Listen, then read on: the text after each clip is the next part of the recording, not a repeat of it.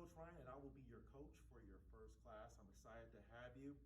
We at Introductory, we're 5 heart rate zone based interval training, focusing on zones 3, 4, and 5, which are displayed right here. Okay, so we have 5 colors: gray, blue, green, orange, and red. Your goal every class is to spend the majority of time in the green zone, that challenging but doable zone, and 12 or more minutes in the orange and red zone combined. If you achieve 12 or more minutes in the orange and red zone combined, every minute you spend there, that's a splat point. So 12 or more splat points, you achieve the afterburn, where your body continues to burn for up to 36 hours after you're done. So that's the magic behind this heart rate based interval training. When you come inside the CDO team, you will be assigned a number, and you keep that number throughout the entire class. On the treadmills, the numbers will be located at the base or the bottom right-hand side of the treadmill. On the rowers, they will be located right at the end. And on the weight floor, you will see numbers at the top of every station right by the TRX anchor points, and that will be your number. On the tread side of things, our treadmill, you will notice when you first jump on, very bouncy.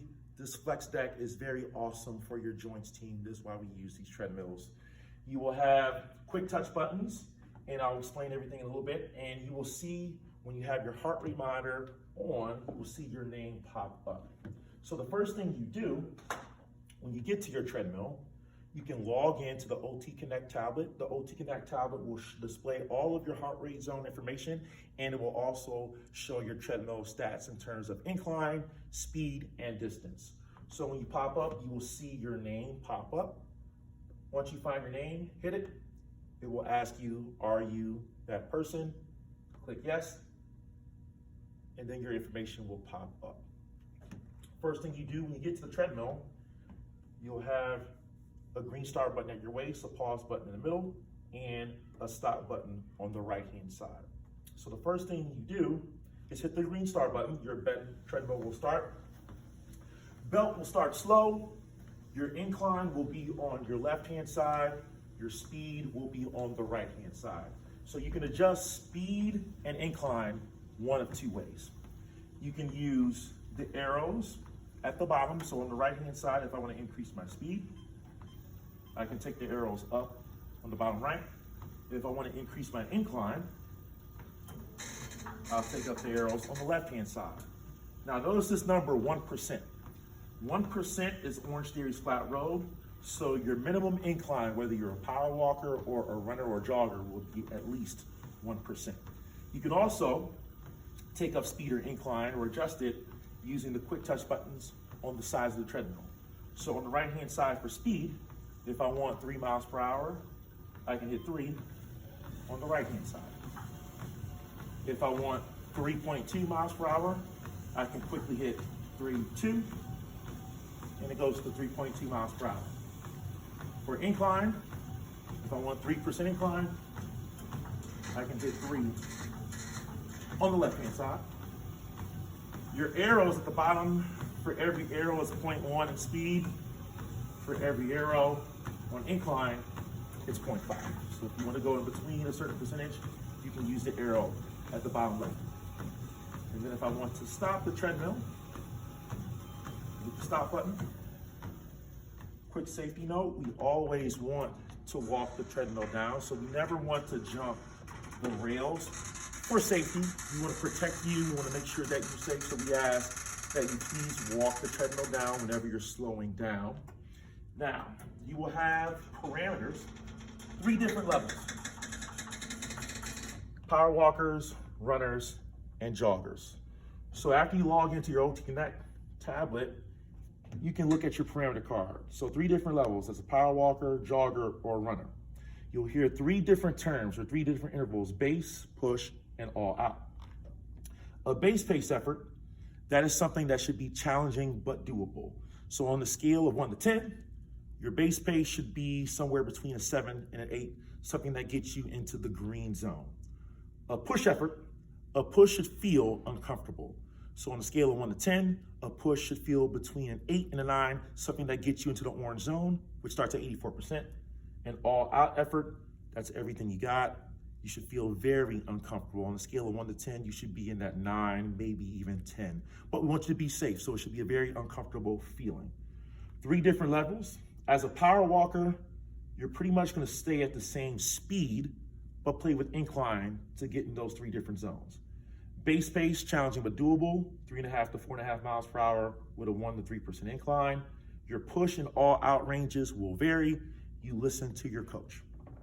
As a jogger, incline will stay at 1%. Your speed should be at between 4.5 and 5.5 miles per hour. As a jogger for base pace, a challenging but doable effort. As a runner, 1% incline, 5.5 miles per hour or more.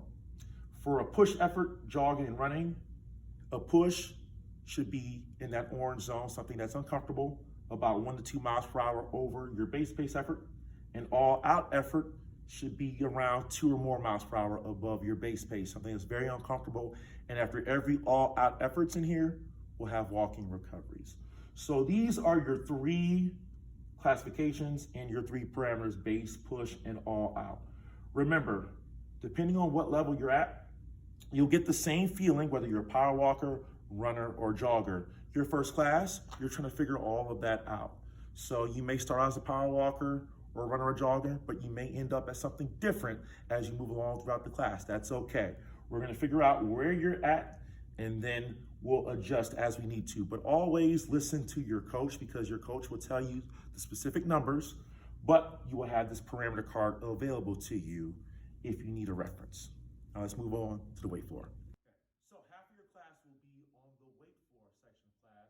Now notice everything in here is numbered. So on the weight floor section, the numbers will be located by the TRX straps anchors. Every station will have a set of dumbbells, 8s and 10s at the top, and then 15s or 25s or 12s or 20s at the bottom, depending on what station that you're at. The even numbers will have even number dumbbells at the bottom. The odd numbers will have odd number dumbbells at the bottom. And every station will also have a bench, a BOSU ball, and TRX straps. Your coach will demo all the exercises that you will do on the weight floor first.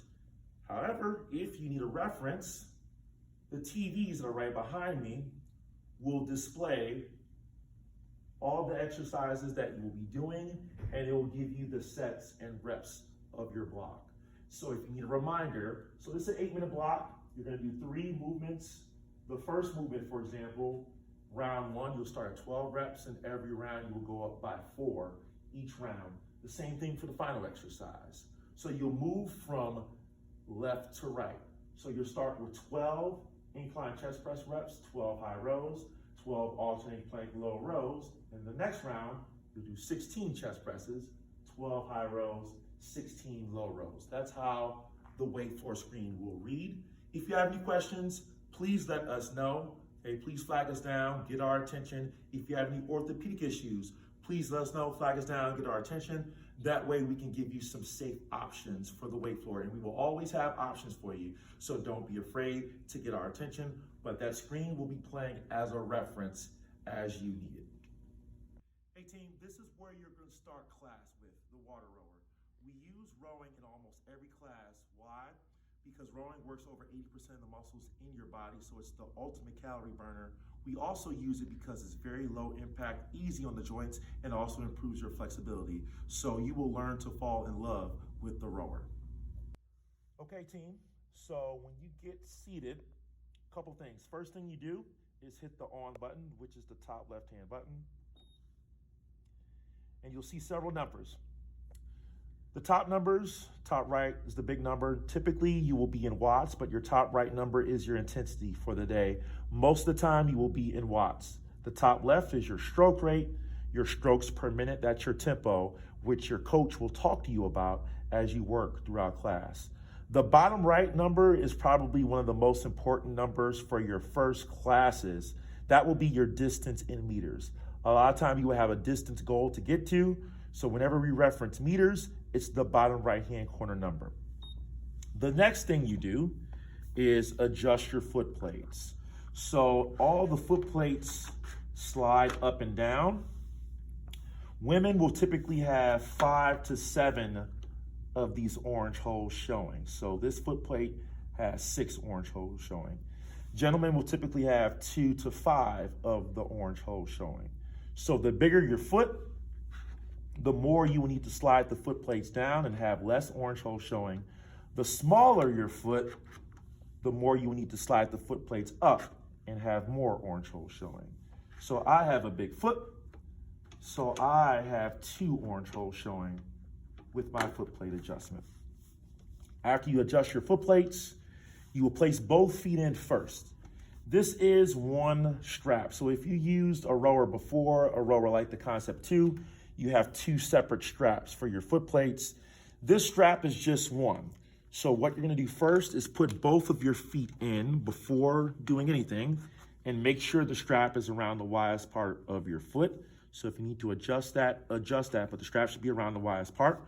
Once you have both feet in, then you take both sides of the straps and pull both sides of the straps at the same time to tighten. The reason why you want to wait till both feet are in is because it's one strap. So if you place one foot in, and I will demonstrate real quick. If you place one foot in and then pull, what happens to the other side? The other side tightens all the way, and you won't be able to get your other foot in. So again, both feet in first.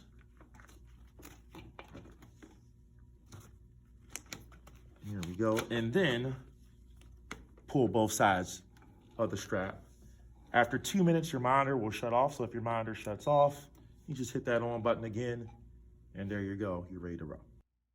So rowing is divided into 3 parts: legs, core, and arms. The first thing you do after you get your foot plates adjusted and your monitor is on, what you want to do is grab the handle at the widest part with your thumbs down, so that pinky finger should be right at the end of the handle. You want to sit up tall, shoulders back, sitting nice and proud. Legs, core, and arms, core, and legs. What does that mean? I'll explain real quick. The first thing you do is drive back with your legs. 60% of your power in rowing comes from your legs. So think of rowing as more of a leg exercise versus a pulling exercise with the arms.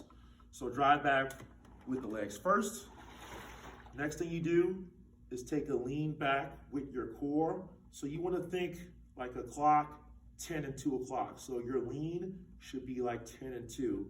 And after that lean, pull the handle at about sternum level, maybe a little bit lower. This is the first part of your stroke. The second part, you just reverse it. Arms come first, then that lean forward, and then bring the legs. So again, legs first, core, arms, core lean tall, legs. Legs, core, arms, core, legs. Now I'll smooth it out a little bit. Legs, core, arms, core, legs. Legs, core, arms, core, legs. Tempo. 1 count back, 1, 2, forward. 1, 1, 2. 1, 1, 2. 1, 1, 2. 1, and 1, 2. A good cue to remember, your handle should be coming across straight legs, both driving back and coming forward. So a lot of times I'll recognize if people have the order a little off, especially on that return forward, I'll see the handle come up. Why does the handle come up? It's because they're breaking their legs first. That's probably the most common error that we coaches see when people first get on the rower. So remember, after you drive back, remember, your arms come first, then the core, then the legs. Legs, core, arms, core, legs. Remember, 60%, 20-20, arms, core, and legs. When you're done with the rower, you rack up the handles under the knobs, adjust the foot plates, push the plastic tablets forward together, get your feet out, and there you go. Okay, team, so once you are done with your class, you will see a summary screen that will pop up just like it is now. So what I'm gonna do is explain your summary, and I will use Samantha here as an example. So the top number on the left-hand side is your splat point number. So your splat points is the number of minutes in the orange and red zone combined. Your goal is 12 or more to achieve the afterburn, where your body continues to burn for up to 36 hours more than what you will usually do. Your top right number is calories burned. Women will typically burn anywhere from 300 to 500 calories an hour. Guys will typically burn 600 to 700 plus. So ladies, don't compare yourselves to the men, and vice versa. The bottom two numbers are individualized. The bottom left is your average heart rate in beats per minute, and the bottom right is your average percentage of your heart rate, okay, of your max heart rate. And that is dependent on age and gender, so that will be a little bit different for everyone. An ideal curve is kind of like what Samantha has, is the majority of time in the green, you have that bell-shaped curve. Majority of time the green zone she spent, and then 12 or more minutes in the orange and red zone combined.